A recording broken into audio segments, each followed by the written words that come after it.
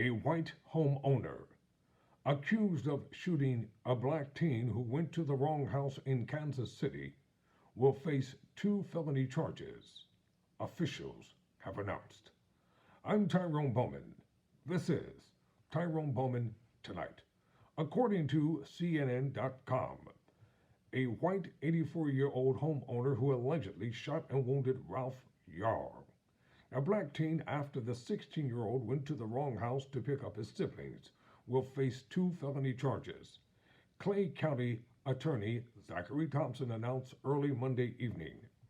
Andrew Lester will face charges of assault in the first degree and armed criminal action.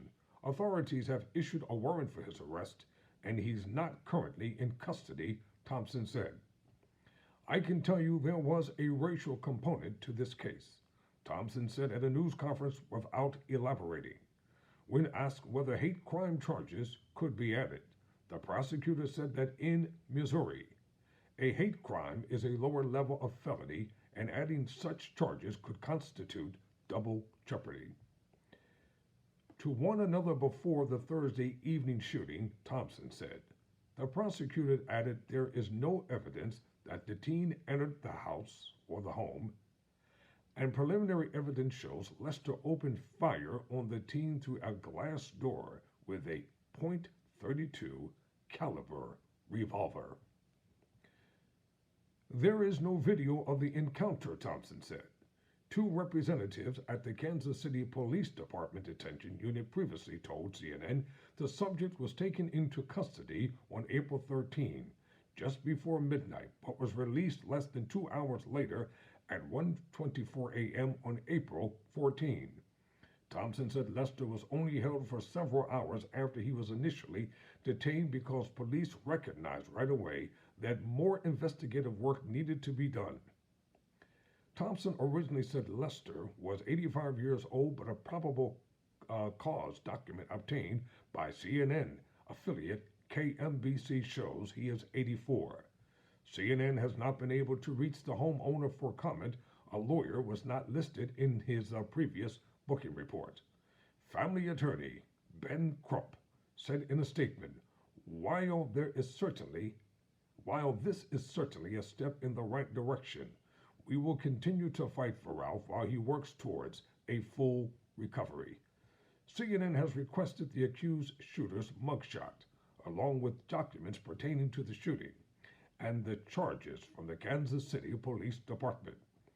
Officers responded to a home April 13, just before 10 p.m., after receiving reports of a shooting. When they arrived, they found Ralph, 16, who had been shot outside the residency by the homeowner. Ralph was shot twice and struck in the head and arm, his family attorney said in a statement.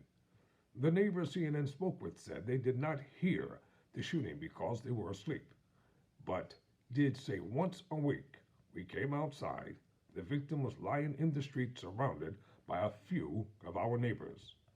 Crump said Ralph is still struggling with stress from the ordeal, but he and his family are happy he lived after being shot in the head. They hope for a full recovery because Ralph is young and strong, he added. He's not out of the woods yet, but the great thing is, the medical officials said, he was stable enough to go to his home, he said. The Kansas City Star reported Ralph is being cared for by his mother, who is a nurse. Crump told CNN, Jake Trapper, it makes no sense. The shooter hasn't been arrested. Nobody can tell us if the roles were reversed and you had a black man shot a white 16-year-old teenager for merely ringing his doorbell that he would not be arrested, Crump said. I mean, this citizen went home and slept in his bed at night after shooting that young black kid in the head. At a weekend rally, community and family members marched and demonstrated in front of the man's house, calling for charges to be filed. Protesters marched as they chanted, Justice for Ralph and Black Lives Matter, and carried signs reading, ringing a doorbell is not a crime, and the shooter should do the time. Footage from CNN affiliate KMBC shows. The teen's father said, we want charges. That's what we want. Kansas City Mayor Quentin Lucas tweeted Monday afternoon that he had spoken with Ralph's mother. I shared with her my personal commitment to ensuring we find justice for her son, her family, and all hurting now in our city, he wrote. Police learned the teenager's parents had asked him to pick up his siblings at an address on 115th Terrace, but he accidentally went to a home on 115th Street, where he was shot. Lawyers for Ralph's family also say the youth was shot after he went to the wrong house. Attorneys for the wounded youth's family issued a statement demanding swift action from Clay County prosecutors and law enforcement to identify, arrest, and prosecute to the full extent of the law the man responsible for this horrendous and unjustifiable shooting. In an earlier interview with CNN, Crump said the shooting harkens back to shootings like that of Trayvon Martin and Albert Arbery, where you had citizens profile and shot our black children. Let me read that again.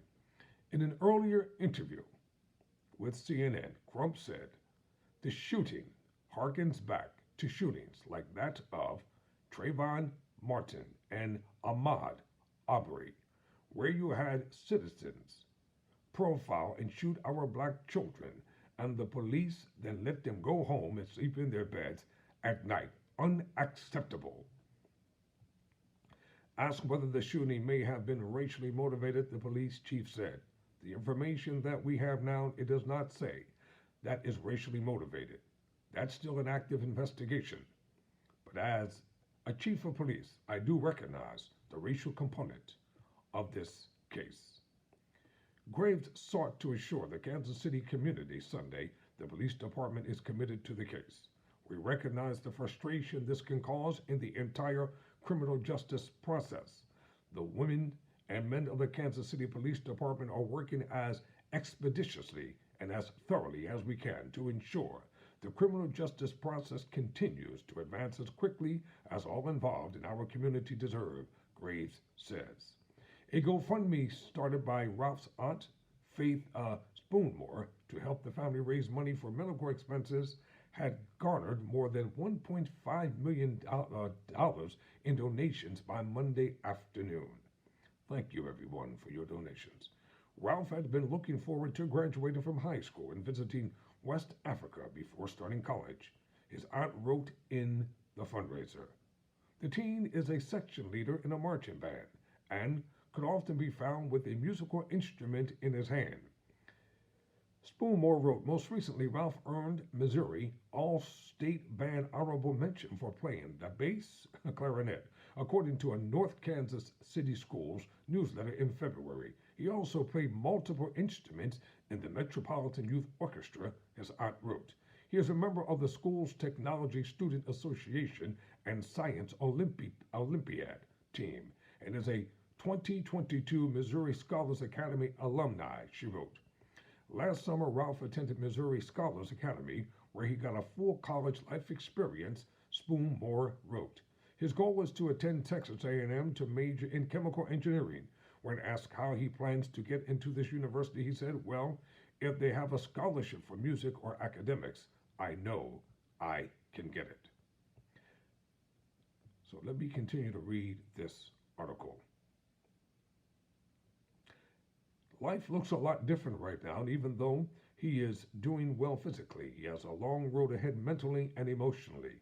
The trauma that he has to endure and survive is unimaginable. The GoFundMe post reads, Dan Clemens, superintendent of North Kansas City Schools, released a statement saying Ralph is an excellent student and talented musician. We are devastated to learn one of our students was involved in a horrific incident last week. Clemens wrote, our thoughts are with the Yari family, and I know I speak for all of us when we wish him a full and quick recovery. Ralph is an excellent student and talented musician.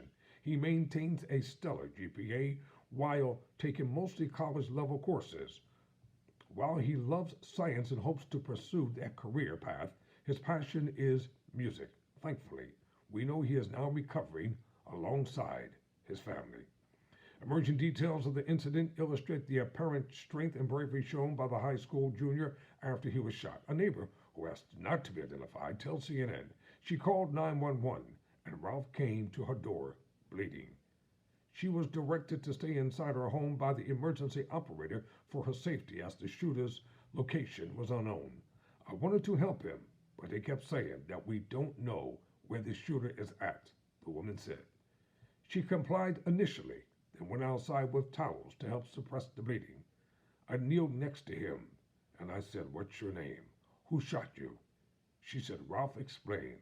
He was supposed to pick up his brothers. He was supposed to pick up my brothers. We figured out then he went to the wrong street, which is no excuse for what happened, she said. This is somebody's child. I had to clean blood off my door, off my railing. That was someone's child's blood. I'm a mom. This is not okay. I'm going to leave this story right there. We pray that Ralph will make a full and swift, healthy recovery. I'm Tyrone Bowman. Never surrender. Never quit.